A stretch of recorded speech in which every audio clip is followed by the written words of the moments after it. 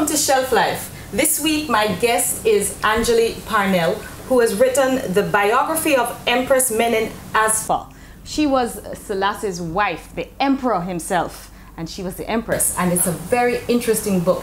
Anjahli, welcome to Shelf Life. Thank you. I'm so excited to have you on with us. And before we get into the book, though, I want to hear a bit more about you. Okay. Tell me about you. What's your background? How did you get into writing this book? Well, I was interested in Ethiopia from a long time ago because it was the only country in Africa that was never colonized. And I lived in South Africa for many years, which everybody knows was colonized for a long time. Right. So I just thought it was such a powerful African country to never be overrun by the people coming in to take whatever they could from Africa.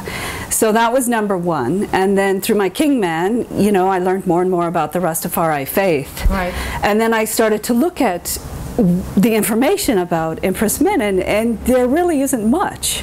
There was a biography that was written on her 57th birthday by the same man, Gabriel Michael, and Yared Michael, Gabriel Yared Michael, and that's on the internet, but there really wasn't much else. So about her. I was fascinated, and then I had the chance to go to Ethiopia and back to South Africa, so we took a trip, and I set the intention before I left, asked for guidance from God, right, to bring some information about her that I could share with the world, if that was, you know, meant to be. But what's your background? My background, okay, I'm an Alaskan. I was born in Alaska, and, you know, in the early days, and that's where I'm from. And then sledding and all? Not much of that, but sledding, yeah, sledding. And then I moved to California. I went to college in Oregon, then I moved to California, and then from there I transferred to South Africa. I lived there for many years, and then I moved back to Hawaii to be with my folks in their And you're a writer, your background is in writing or journalism? I have done a lot of travel writing just because I love to travel and it's a way to fund my trips. But really, I was a computer analyst. I kind of dropped out of that. I've done many different things. I know that feeling. Yeah, yeah. I can say the same thing. Okay, many different things. Find a dream and chase it. Right. Yes. Find what your passion is. Yes, and just chase it. And then when I started this journey, it just became more and more interesting, and it's so fascinating. This family, the family of the. Where were some of the places you went to when you went to Africa? Well, we went to South Africa. We went back to visit my friends, and then we flew up to Ethiopia from there. And the places in Ethiopia, I think you went to the birthplace. Yeah, that was an interesting story because we were supposed to fly from Addis to Lalibela for Timkat. Right. And then, you know, the flights were booked and we didn't. Had to do a really arduous drive. Oh my God, and by then I was already sick from the high altitude. I wasn't handling the high altitude very well. I had a cold. I was coughing a lot. And then when I saw this area, I kind of perked up and I asked, where is this place? What is this place? And they said, this is Ambosel. And then our guide said, this is where Empress Menen was born. Okay, it was in the distance. It's an Amba, which, you know, it's like a hilltop, a flat hilltop, where she was from and where her family was from. She was born into nobility, so she was born into nobility, okay. Yes, from several different sides. Okay. Her mother was the daughter of King Michael, and then her father was the, I'm not quite sure how you say it, but the Jantar, which was the leader of this area where she was from. So I guess it made sense that she ended up marrying somebody who would be the emperor. Sure. It did, because normally families would be forming alliances and stuff like that when they get married. Right. All right, so you went to Africa, you went to Ethiopia. What was the reception like from the people that you had to interview? Did you get to meet with her descendants and talk with any of them? I did not. At that time, I think there's only a few that live in Ethiopia or have recently moved back. At that point, I didn't really know who her descendants were. You know, that you hardly hear anything about the children or the grandchildren. And I've added all that to the book to make it more, you know, to give it some more meaning. Right. Yeah. And where did that research come from that you got to add to the book? Well, it's from reading books. From the book, I was given a book. I met this man named Abby Cheney, young university student, and he had asked on my behalf one of the old clerics and teachers from the theology college, and that man had kept a lot of books safe from the so he had a lot of the information. Right, he had this old book. All right, we're gonna hang on one moment because we're gonna take a quick break right here on Shelf Life, right here at Bookophilia. We're having a discussion about the biography of Empress Menen Asfaw, and we'll be right back. Shelf Life is brought to you by Jam Copy, Protect, Respect, Access, Jamaica Business Journal, relevant, insightful, informative, Talawa Magazine for the latest news in culture and the arts, and Bookophilia, live inspired.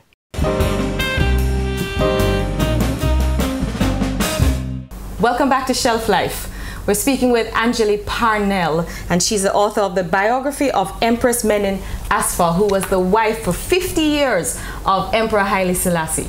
And we're having a great time here. I'm learning so much. I learned so much about her devotion to her Christianity and the role of the Ethiopian Orthodox Church, which I think is something that I didn't really expect. I'm so used to the idea, and maybe it's just because I'm ignorant of it, but that empresses and queens really don't do much.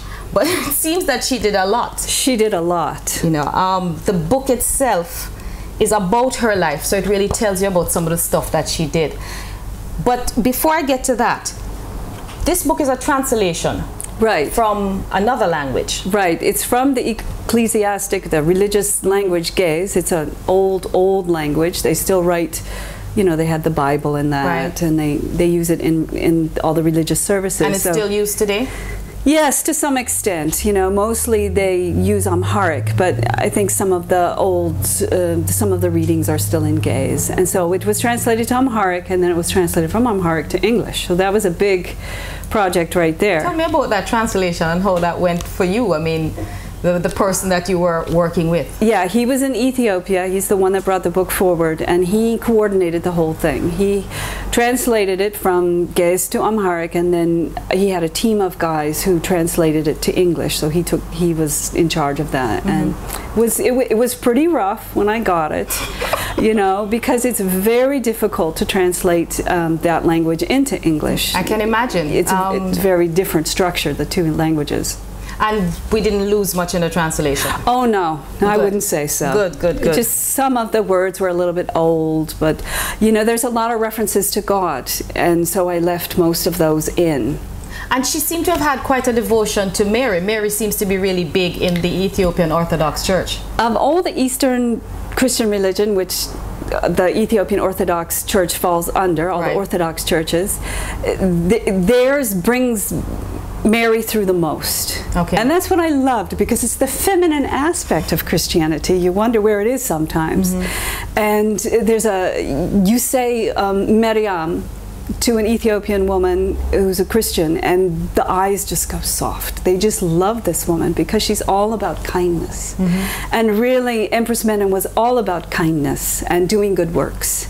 And they have a 2-week celebration of Mary, that first you fast for some days, and then you have this 2-week celebration where there's services at night. They read from the Book of Miracles of Mary, and it's explained a little bit, and quite a bit of the other stories about Mary. I mean, there's a lot of myth around Mother Mary as well, but there's a lot of stories. You said they read from the Miracles of Mary? Tell me about that book real quickly, because I've never heard of that book. Okay, I think it's brought through in the Catholic Church a little bit too, but it's you know, the Bible that we know of, it's taken from many different books, and then they just pull it all together. Okay.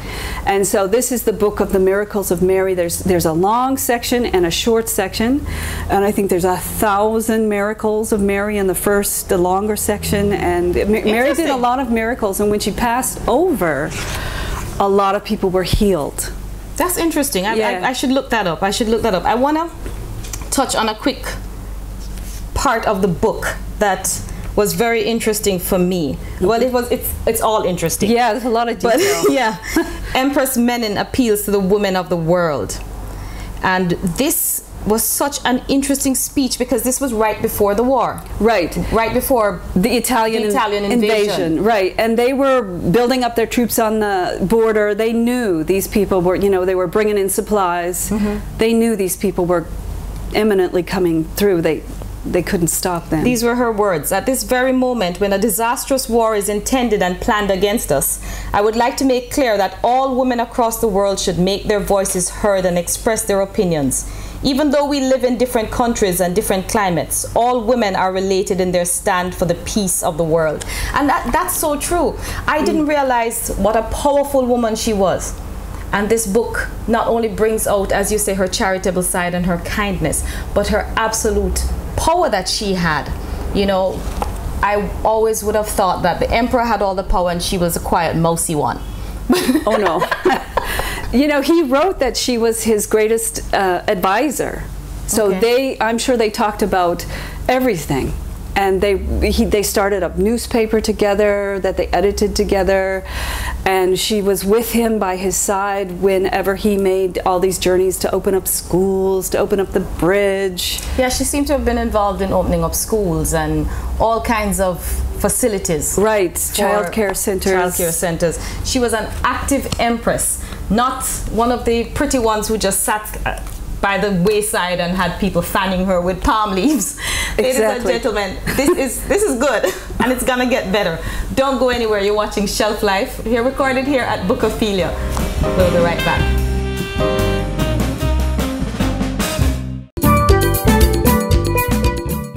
The Carlong Pick of the Week is Social Studies Essentials for CSEC. Yes, exams are just around the corner. So if you or your child is doing social studies at CSEC level, this is the book for you. Complete with SBA, study guide and exercises, the Carlong Social Studies Essentials for CSEC comes with an interactive CD in both PC and Mac formats, which bring the subject to life. The table of contents makes it easy to skip right to the area the user needs most, while the practice exams are challenging and offer insight into the actual CSEC exam. Social Studies Essentials for CSEC covers all the key areas in an easy-to-read, easy-to-understand format. So if you or your children are taking social studies at CSEC this year, you really have to run out and get this book. It will help you through all the way to the exam. And that's the Carlong Pick of the Week. Carlong publications are available in bookstores island-wide. Carlong Publishers, the #1 name in local textbook publishing. Welcome back to Shelf Life. Let's get back to the book. All right. Because the book is really, really great. It's the biography of Empress Menen Asfa. I want to talk about the marriage, which is, I'm sure, what everybody's interested in. And I learned about the marriage, not just the fact that they were married, which is pretty much all I ever knew before, but the actual marriage to Haile Selassie. Now, she was married 3 times before she married him. Right. And that was more of a cultural thing. Right. It's very typical of women to be married at an early age or be betrothed, you know, especially if she was from a noble family. They had family alliances, like you mentioned already. And so if she wouldn't have been married early, it would have been very unusual. It would have been almost at these times. Right.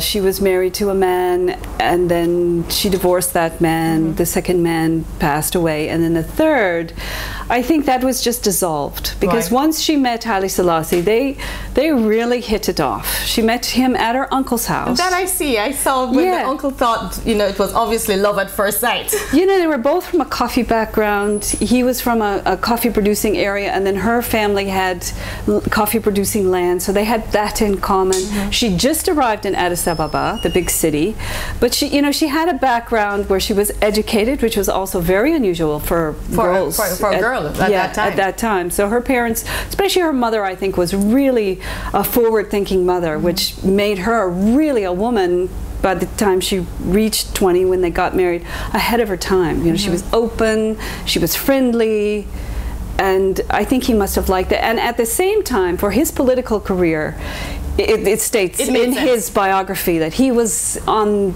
the search for a nice wife. Okay, so she was 20.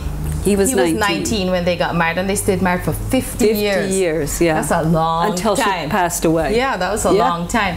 They first lived in Harar, which was his birthplace, and so that was a new place for her. And you know, it took her 45 days to get there, and then they married. Ask, in terms of distance, how far was that? Well, it's a good day's drive. Okay. A half a day's drive. We drove it in a car, but in those days she would have ridden on a horse probably, all the way there. He sent his best friends and you know, to bring her from Addis Ababa to Harar. They got married just on the outskirts, and then they moved into you know, the governor's palace and lived there. She had her first 2 children there, and that was quite a story when her son was born. This Yasu, who was her uncle who introduced the 2 of them, he was put on the throne, and he decided to take the area of Harar, although they'd had agreement not to do that.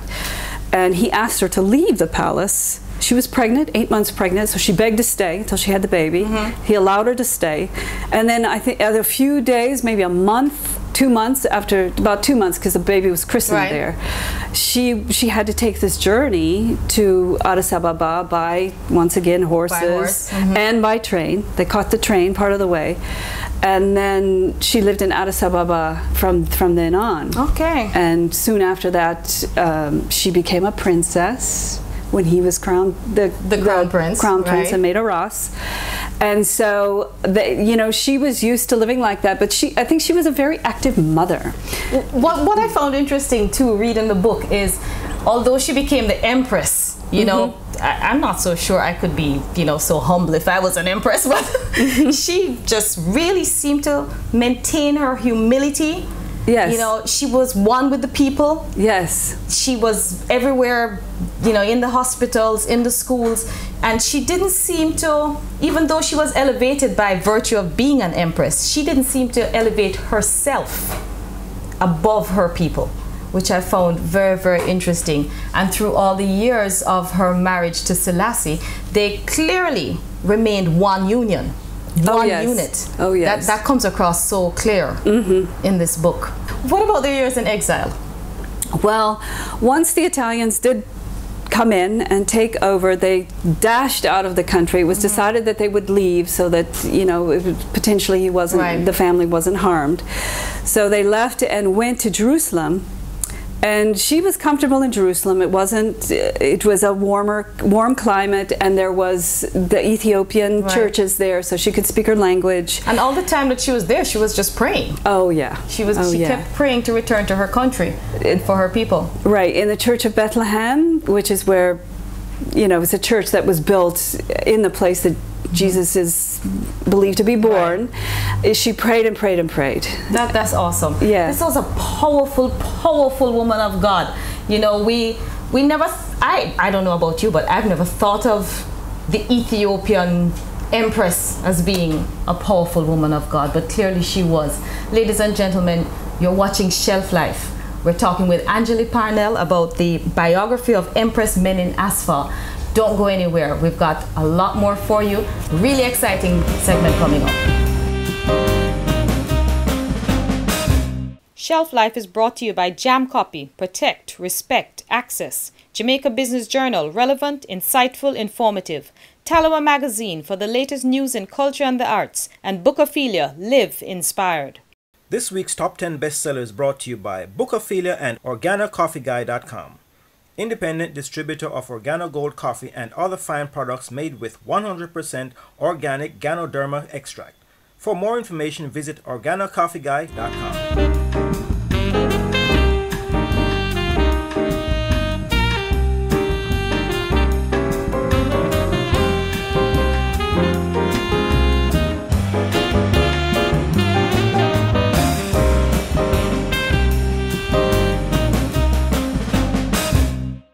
This week's Top 10 bestsellers brought to you by Bookophilia and OrganoCoffeeGuy.com.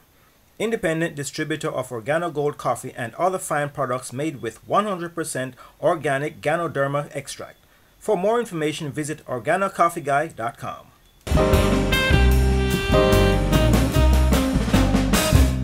Welcome back to Shelf Life. We're speaking with Anjahli Parnell about the biography of Empress Menen Asfaw. You were talking to me before we started about her crown. Right, that's what I found fascinating, because if you look at the image on the book, which are the coronation photographs, you'll see two opposing lions on her crown. Mm-hmm. And then if you look at other photographs in the book, there's a picture of her crown itself, and on the front, right in the back, there's a color photograph, there's a few color photographs in the back. There's a picture of Mother Mary and Jesus, and then Michael and Gabriel are on either side of that. And so that was two crowns. And then when she was in exile and praying in this church in Bethlehem, she promised to give her crown to this church. Okay. So she did. Later on, she had it sent back to Jerusalem. And it's still there? I'm sure it's still there. I haven't been able to verify what it looks like. So there's these two crowns, because what was Haile Selassie made a second crown for future empresses, and that was what was put on her casket when she, during her funeral, right? And that's the one in the picture, and that's the crown that stands next to his crown at the palace at the moment. At the moment. So I find the pictures very interesting. Yeah. I mean, some of them are black and white, and you can tell that they're older pictures. Yeah. But I find them so very interesting. Empress Menen in viewing metal handcrafts, visiting the art school, celebrating the 25th Silver Coronation Jubilee. A lot of very interesting pictures in here. And then we have all these medals and, of course, the crown, the beautiful crown, and this gorgeous picture of her, such a stately, beautiful woman. And there's even a picture of her house. You can barely see it, but it's there. And her church, her early church in Ambassel. So, if there was one thing you wanted people to take from this book, when you were writing it, the one thing that you really wanted people to know why you wrote this book, what would that be? She was such a visionary. She was a woman ahead of her time. She was raised in a way that brought her into modern life, because at that time Ethiopia was fairly isolated with its mountainous terrain, and it was just, Africa already was the back of the beyond. Right. And just that, she had a modern outlook, and she was so accomplished. She was well educated. She was quite a businesswoman. And she must have educated herself some too. Oh, she must have. She must have. I think she learned English. She very rarely spoke English in public, but she did have a pretty good command of the language. And her humanitarian efforts were all sustainable. She had given so many of the schools and the child care centers stocks and revenue from companies, or she gave them land that she had inherited to support the churches that she built, to support the monks. To make it sustainable. And to make it sustainable so that their operating expenses were covered through the year. And that just is fantastic. And that lasted right into her later years, because she died at what would have been pretty old back then. Yeah, 71. I mean, back then that's like dying at 101. Oh now. yeah, oh yeah. And she didn't live quite old, and she had to be that old. She had, diabetes, so that, and in the end, it was her heart that really gave out. Yeah. Wow, and she had a big state funeral. Oh yeah, you couldn't keep people away from Addis Ababa. 50,000 people. There was a passage you wanted to read, which just talks about the adoration that people had for her. Right. I'll just read a paragraph. It was when she returned to Ethiopia after the exile, and Della Hansen worked. She was a missionary wife who worked at the palace. She was a very trusted friend of the family, and so Empress Menen arrived by plane with her daughter Tesai. As she stepped out of the airline, she might have stood for a moment to smile and wave to her husband, the emperor, and her two sons, Crown Prince Afsawozan and Prince Makonnen, as well as the crowd assembled there to greet her, and daughter Princess Tesai. Then, at last surrounded by family and friends who spoke her native tongue, she might have thanked God that she was home and looked up to notice that the sky was heavy with impending rain. Several soldiers were posted along the route from the airport, where thousands of people gathered to catch a glimpse of beloved Empress Menen. Thousands of people gathered to catch just a glimpse of her. And then as she moved through in that motor car, you could hear this ululation, you know, and that's how everybody in the palace knew she was coming closer, closer, closer. They could hear this. And then when she got there, the palace staff, which was probably anywhere from 150 to 200 people, were all lined up from outside right up. All the way up. The stairs right up. Wow. And they all just fell to the floor because that was the traditional greeting in Ethiopia. So they just... Well, you know, I wish we could just keep talking about this book, but people, you've got to buy the book. If you want to hear about this, you've got to buy the book. You've just got to read this book. I know the book is going to be available in bookstores. Most bookstores would have already probably had the book. And but do you have a website?